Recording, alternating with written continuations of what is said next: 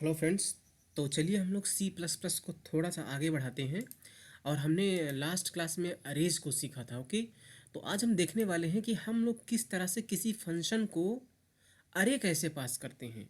हमने देखा कि हम लोग वेरिएबल की वैल्यू को पास कर सकते हैं, वेरिएबल का एड्रेस पास कर सकते हैं, वेरिएबल का रेफरेंस पास कर सकते हैं, है ना। तो जब हम अरे पढ़ते हैं तो क्या हम लोग अरे भी फंक्शन को पास कर सकते हैं? तो हम लोग बिल्कुल ऐसा कर सकते हैं, है ना।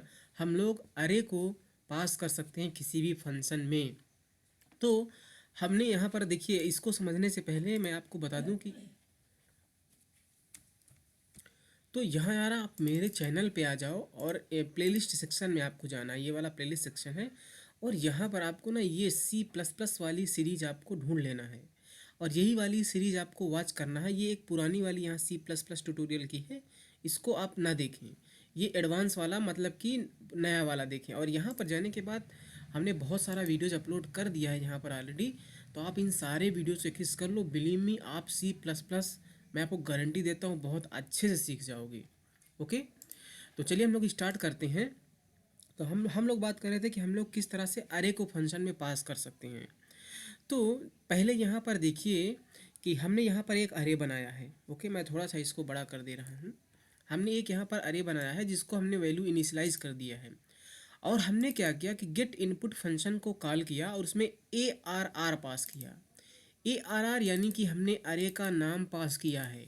और अपने लास्ट वीडियो में हमने देखा है, जब हम लोग अरे पढ़ रहे थे, पॉइंटर पढ़ रहे थे अरे को, अरे के साथ में, तो अरे का नाम जो होता है वो इस अरे के पहले ब्लॉक के पहली बाइट का एड्रेस यानी कि बेस एड्रेस होता है। और अगर हम मोटी मोटी बात बोलें तो आप कह सकते हैं कि पहले वाले ब्लॉक का एड्रेस होता है। जैसे यहाँ पर हमने अरे बना तो इसमें 5 ब्लॉक होंगे, तो पहले वाले ब्लॉक का एड्रेस कहाँ होगा? ए आर आर में होगा। तो अरे का नाम लिखना यानी अरे के बेस एड्रेस को दर्शाता है। तो हम लोग जब अरे पास करते हैं किसी फंक्शन को तो अरे का नाम लिखते हैं। और अरे का नाम लिखना अरे के बेस एड्रेस के बराबर होता है। तो हम लोग क्या करते हैं, सिंपली अरे का नाम लिखते हैं। और अरे अरे के नेम में क्या होता है? अरे का बेस एड्रेस होता है। तो मैं यहाँ लिख देता हूँ आपको समझने के लिए, अरे name holds the base address. मैं लिख देता हूँ बेस एड्रेस ऑफ अरे। ओके, तो जो अरे नेम होता है वो अरे के बेस एड्रेस को दर्शाता है।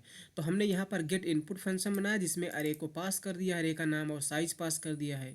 इसी तरह से शो इनपुट फंक्शन है जिसमें हमने अरे का नाम पास कर दिया। फिर गेट एवरेज हमने फंक्शन बनाया है जो एवरेज कैलकुलेट करेगा और यहाँ पर हमने ए आर आर को पास कर दिया। तो हम लोग अरे के बेस एड्रेस को पास कर रहे हैं। अब अगर ये एड्रेस है तो इसको रिसीव करने के लिए जो फॉर्मल आर्गूमेंट्स होगा, इसको रिसीव करने के लिए जो फॉर्मल आर्गूमेंट्स होगा वो पॉइंटर होना चाहिए, है ना। तो देखिए 3 तरह से हम अरे को जब पास करते हैं तो रिसीव कर सकते हैं। तो पहले वाले केस में गेट इनपुट फंक्शन में आप देखिए हमने यहाँ पर एक पॉइंटर बना लिया, मैंने नाम सेम रखा है ना। तो ये क्योंकि हम यहाँ से एड्रेस पास कर रहे हैं तो यहाँ हम पॉइंटर बना के एड्रेस को रिसीव कर सकते हैं।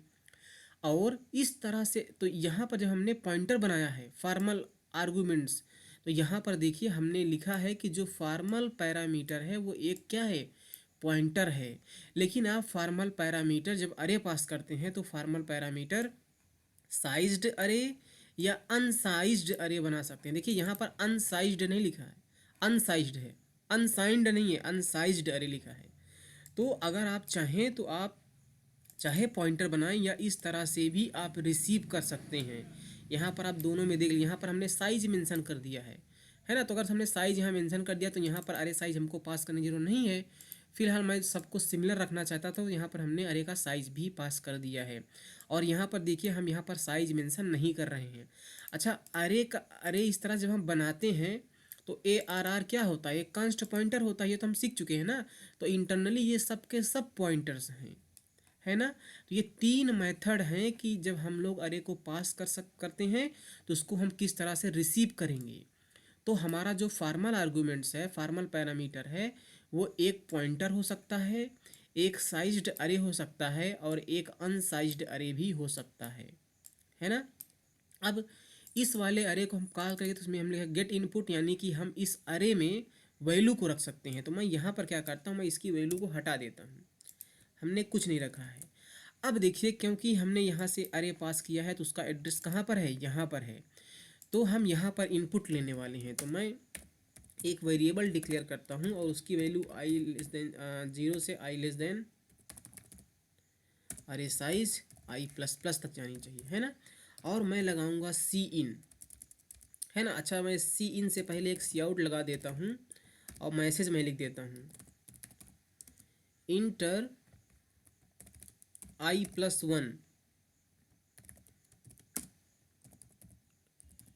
Value, okay. और यहाँ पर मैं सी इन लगा के यहाँ पर मैं क्या लिख दूंगा, ARR ऑफ आई लिख दूंगा, है ना। मैं क्या लिखूंगा, सी इन लगा के ARR ऑफ आई। और लास्ट वीडियो में हमने आपको ये भी बताया था कि जो ARR ऑफ आई लिखा है ये इंटरनली क्या होता है, स्टार ARR प्लस आई होता है। तो उसको हम बात यहाँ पर नहीं करेंगे। तो ये जो इनपुट हमने लिया, हमने यहाँ पर देखिए क्या लिखा है इनपुट लेने के लिए ARR ऑफ आई। अगर मेन फंक्शन के अंदर भी आप यही स्टेप लिखते तो वहाँ भी आप ARR ऑफ आई लिखते, है ना।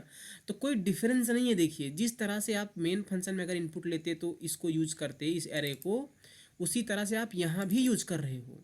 तो उसी मैनर में भी हमने इनपुट किया है। तो ये जो हमने इनपुट किया ARR का यूज़ करके, ये इनपुट कहाँ चला जाएगा, इस ARR में चला जाएगा। तो जब ये वाला कोड एग्जीक्यूट होगा तो ARR चला जाएगा। अब शो इनपुट में हम लोग क्या करते हैं, वैल्यू को यहाँ पर प्रिंट कर देते हैं। तो मैं लगा देता हूँ for i = 0 to i less than array size i++ और यहाँ पर मैं सी आउट लगा देता हूँ और फिर से मैं लिखूँगा ARR ऑफ आई और मैं थोड़ी सी स्पेस दे देता हूँ, ओके। तो यहाँ पर आप देखिए कोई डिफरेंस नहीं है, हर जगह हम ARR ऑफ आई ही लिख रहे हैं, है ना। अब एवरेज कैलकुलेट करने के लिए मैं क्या करता हूँ, मैं एक आई बना लेता हूँ 0 और एक मैं सम वेरिएबल बना लेता हूँ ताकि मैं सम करके एवरेज कैलकुलेट कर सकूँ, ओके। मैं लिखूँगा for i = 0 to i less than array size i++ और यहाँ से मैं लिखूँगा sum equal to sum plus ARR of I. तो ये अरे के हर एक एलिमेंट का क्या करेगा, सम करके दे देगा, है ना, सम करके दे देगा। और अगर मुझे सम मिल गया है तो हम उसका एवरेज क्या कर सकते हैं, रिटर्न कर सकते हैं। तो मैं बना लेता हूँ डबल एवरेज इक्वल टू क्या होगा, सम डिवाइडेड बाई अरे साइज, है ना। लेकिन अरे साइज और जो सम है वो इंटीजर हैं, तो एक को मैं ना टाइप कास्ट कर लेता हूँ। किस में टाइप कास्ट कर लेता हूँ, लेट्स से डबल में, है ना। और ये जो एवरेज आया है इसको मैं यहाँ से क्या कर रहा हूँ, प्रिंट रिटर्न कर दे रहा हूँ, है ना। देखिए ये सारा हमारा काम यहाँ से हो चुका है।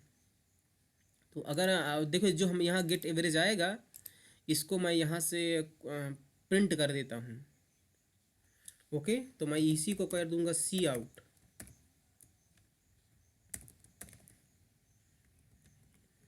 मैं लिखूंगा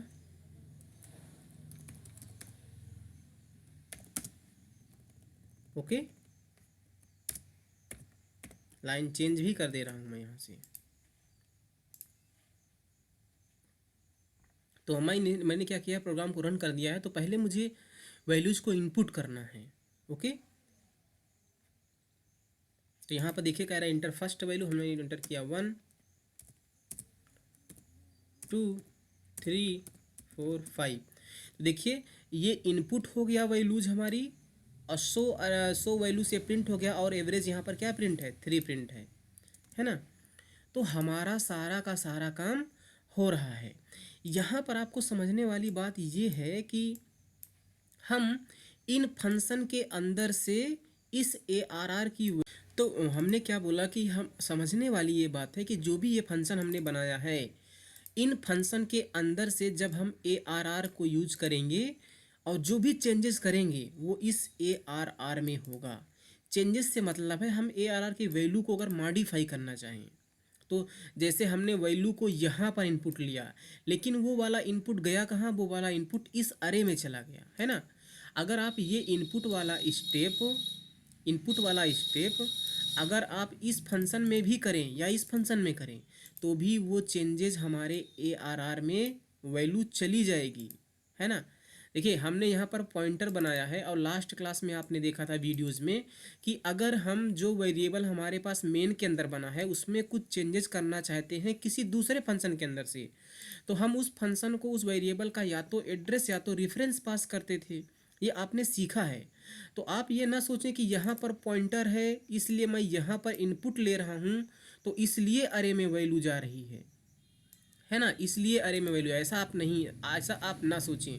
अगर मैं ये इनपुट वाली स्टेप जो है, मान लो मैं क्या करता हूँ कि यहाँ से कॉपी कर लेता हूँ और शो इनपुट को प्रिंट करने के बाद मैं फिर से अगर वैल्यू इनपुट कराना चाहूँ, मैं अब अरे की वैल्यू को मैं मॉडिफाई कर रहा हूँ, ओके।